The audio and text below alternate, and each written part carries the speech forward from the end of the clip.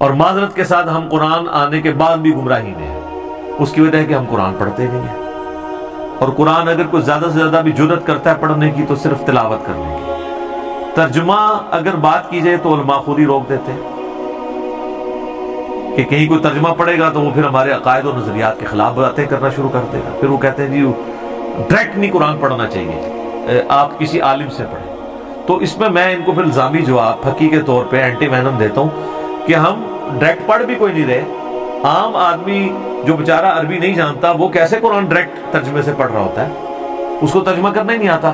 وہ تو یا احمد بریلوی صاحب سے پڑھ رہا ہوتا ہے، یا اشرف علی تھانوی صاحب سے پڑھ رہا ہوتا ہے، یا جوناگڑھی صاحب سے پڑھ رہا ہوتا ہے، یا جو ہے فتح محمد جلندری سے یا مودودی صاحب سے پڑھ رہا ہوتا ہے. کیونکہ ترجمے تو ان لوگوں نے کیے ہیں جن لوگوں کو آپ کے جتنے آج کے علماء جو آپ کو قرآن پڑھنے سے روکتے ہیں ان سے زیادہ ان کی بہتر عربی تھی.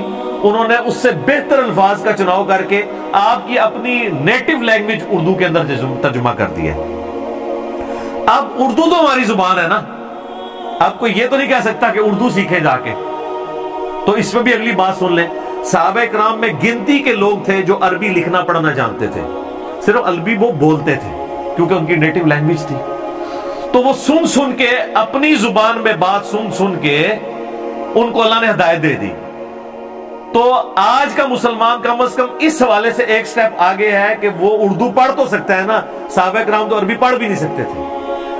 تو جب اردو زبان کے اندر بڑے علماء نے جن پر آپ کا اعتبار تھا، بریلویوں کا اعتبار احمد بریلوی پہ تھا، دیوبندیوں کا اشرف علی تھانوی پہ تھا، اور اہل حدیث کا جوناگڑھی صاحب پہ تھا، اہل تشیع کا فرمان علی شاہ صاحب کے اوپر تھا، اور اگر کوئی عام سادہ سے مسلمان ہے فتح محمد جلندری اور مودودی صاحب پہ اعتبار کرتے ہیں، تو انہوں نے اسی طریقے سے آپ کی زبان میں اسے ٹرانسلیٹ کر دیا. اب تو کوئی لینگویج کا بیریئر بھی نہیں. اب آپ کو کیا تکلیف ہے پڑھنے سے؟ تکلیف یہ ہے اصل میں کہ جو ان کے بابوں نے ان کو قائد و نظریات بتائے ہیں نا، اور جو انہوں نے اپنی عوام کو سکھائے ہیں، جب کوئی قرآن پڑھے گا تو وہ ان کے اگینسٹ کوسچنز اٹھائے گا. اور سب سے بڑا فتنہ ہمارے سب کانٹیننٹ میں بالخصوص اور پوری دنیا میں بالعموم تقلید کا فتنہ ہے کہ اندھے بن کے آپ نے کسی کے پیچھے چلنا ہے. اس میں نے ڈیٹیل لیکچر دیا ہے، مسئلہ 197، وہ آپ دیکھیں. اب جب بندہ کو قرآن پڑھے گا نا تو وہ پورا قرآن 20 مرتبہ پڑھ لے ترجمے کے ساتھ، یا ایون جسے عربی آتی ہے وہ بھی، وہ ایک رزلٹ پہ پہنچے گا کہ قرآن تو صرف 2 ایبسولوٹ اطاعتوں کی بات کرتا ہے، اطیعوا اللہ و اطیعوا الرسول. ایک تیسری اطاعت کا سورہ نساء کی آیت نمبر 59 میں ذکر ہے وَأُولِي الْأَمْرِ مِنْكُمْ، لیکن اسے بھی مشروط کیا فَإِن تَنَازَعْتُمْ فِي شَيْءٍ فَرُدُّوهُ إِلَى اللَّهِ وَالرَّسُولِ، کہ اگر حکمران سے بھی جھگڑا ہوا تو قرآن و سنت سے فیصلہ کرنا. تیسرے تو کسی کی اطاعت ہے ہی نہیں، تیسرا تو کوئی ایسا ہے ہی نہیں جس کے پیچھے آپ نے اندھے مان کے چلنا ہے. تو تقلید تو قرآن حکیم جو ہے نا ورڈ کے پرے مارتا ہے، کیونکہ اطیعوا اللہ و اطیعوا الرسول ہے. جن آیات سے رزلٹ نکالتے بھی ہیں وہ بھی یہ نہیں ہے. وہ تو ہے فَاسْأَلُوا أَهْلَ الذِّكْرِ إِن كُنتُمْ لَا تَعْلَمُونَ، اگر تمہیں علم نہ ہو تو جو علم والے ہیں ان سے پوچھ لیا کرو. اچھا وہ علم والے کون سے ہوں جن سے پوچھا کرو؟ تو بریلوی کہیں گے وہ بریلوی ہوں، تو اس کا مطلب دیوبندیوں کے جتنے علماء ڈگریوں والے سب فارغ، کیونکہ علم والے تو نہیں ہیں وہ ان کے نزدیک. دیوبندیوں سے پوچھیں گے وہ کہ ہمارے مفتیاں، تو بریلوی سارے علم والے فارغ. تو یہ جو آپ کو علماء رہتا ہے وہاں سے پوچھ کے چلیں، یہ بھی آپ کے ساتھ 2 نمبری کر رہے ہیں. اصل وہ کہہ رہے ہیں ہمارے علماء سے پوچھ کے چلیں. تو سر آپ کے علماء سے کیوں، دوسروں سے کیوں نہیں؟ ہم کہتے ہیں سب سے پوچھیں، کمپیریٹیو سٹڈی کریں، پھر دیکھیں کس کی بات صحیح ہے. ترجمہ سب نے آلموسٹ الفاظ کے چناؤ کا فرق ہو سکتا ہے، ایک جیسے ہی کیا ہوا ہے. تو روکتے اس لیے ہیں کہ ان کو یہ پتا ہے کہ اگر ہم نے ان کو نہ روکا تو لوگ ہم سے آگے سوال کریں گے بھئی اماموں کا تو قرآن پاک میں ذکر ہی کہیں موجود نہیں ہے. اور یار قرآن میں تو ابوبکر، عمر، عثمان و علی کا نام نہیں آیا ہوا، تو اماموں کا نام کہاں سے آنا ہے؟ تو انہوں نے اپنے اماموں کے نام پہ جو فرقے کھڑے کیے ہیں جس میں اماموں کا کوئی قصور نہیں ہے. جس طرح کہ عیسیٰ ابن مریم کے نام پہ شرک کھڑا کیا گیا، عیسیٰ ابن مریم وجیہن فی الدنیا والآخرہ، تو یہ ان کی تقلید پھنس جائے گی اس میں.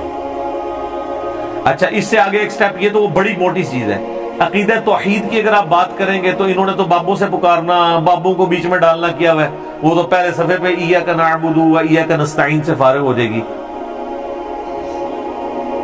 ہر طرح کا دھوکہ ان کا اس حوالے سے فارغ ہو جائے گا. قرآن تو صرف ایک شخصیت کو جانتا ہے اور وہ محمد رسول اللہ ہے صلی اللہ علیہ وسلم. باقی جس بندے کی بھی بات ہو رہی ہوتی ہے ان کے ریفرنس سے ہو رہی ہوتی ہے. اگلے انبیاء کا اگر ذکر خیر ہو رہا ہوتا ہے تو اس لیے کہ اس زمانے میں ایکویلنٹ ٹو محمد رسول اللہ تھے اپنے وقت کے لوگوں کے لیے صلی اللہ علیہ وآلہ وسلم وعلیہم السلام اجمعین. سبحان ربک رب العزت عما یصفون وسلام علی المرسلین والحمد للہ رب العالمین. اللہم صلی علی محمد وعلی آل محمد. تو یہ سب کچھ فارغ ہو جائیں گے، اس لیے قرآن نہیں آپ کو کبھی بھی ترجمے سے پڑھنے دیں گے اور اس طرح کے لیم ایکسکیوزز ڈیوائز کریں گے. میں نے یوٹیوب کے اوپر ایک میری ویڈیو ہے قرآن حکیم کے 8 تراجم اور علماء کا دھوکہ، جو انہوں نے یہ پبلک کو دھوکہ دیا تھا نہیں آپ ترجمہ پڑھیں گے نا، لوگوں نے ترجمہ ہی بدل دیے ہیں ایسا، یعنی وہ رنگ میں بھنگ ڈالتے ہیں. جناب یہ رنگ میں بھنگ آج تک کسی فزکس کے پروفیسر نے، کیمسٹری کے پروفیسر نے، بیالوجی کے پروفیسر نے نہیں ڈالا کہ جی وہ جناب لوگوں نے کتابیں بدل دی ہیں، اور اللہ کی کتاب جو بدلی نہیں ہوئی ہے اس کے بارے میں یہ رنگ میں بھنگ ڈالتے ہیں.